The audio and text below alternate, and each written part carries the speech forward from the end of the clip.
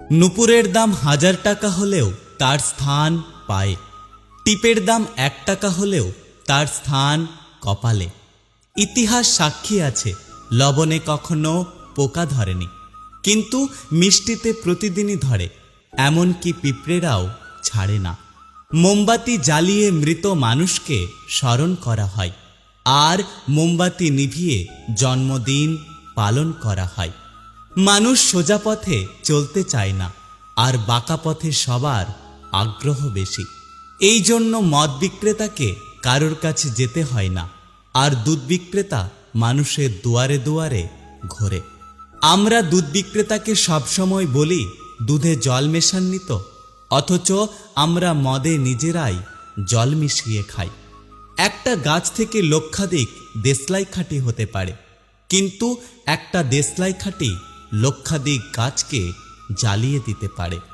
যখন বন্যা হয় তখন মাছেরা পিঁপড়েদের খায়, আর যখন জল শুকিয়ে যায় তখন ওই পিঁপড়েরাই মাছেদের খায়। সুতরাং সময় এবং পরিস্থিতি যে কোনো সময় বদলাতে পারে।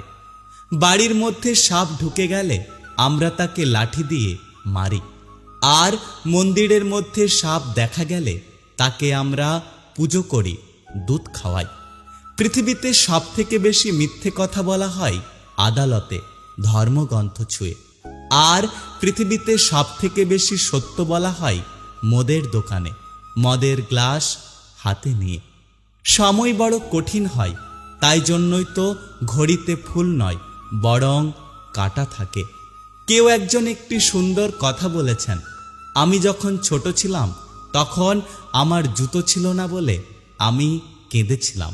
তারপর একদিন দেখলাম এমন একটি ব্যক্তি যার পা নেই।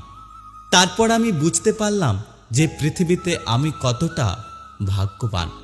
আগে মানুষ সূর্য ডোবার পর খাওয়া দাওয়া করে ঘুমিয়ে পড়ত, আর এখন মানুষ সারা রাত্রি জেগে সূর্য ওঠার পর ঘুমাতে যায়। আজ পর্যন্ত মানুষকে এতটুকুই চিনলাম, জানোয়ার বললে রেগে যায়, অথচ বাঘের বাচ্চা বললে খুশি হয়। আপনারাই বিচার করে বলুন, বাঘ কি তাহলে পশু নয়?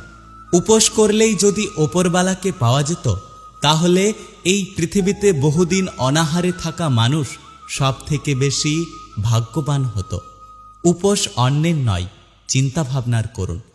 মানুষকে মানুষ বলে ভাবার চেষ্টা করুন। মানুষের সাথে পশুর মতো ব্যবহার করবেন না।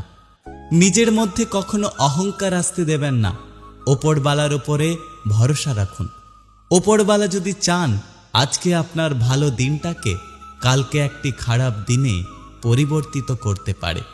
তাই যদি আপনি সুখে আছেন, অহংকার করবেন না।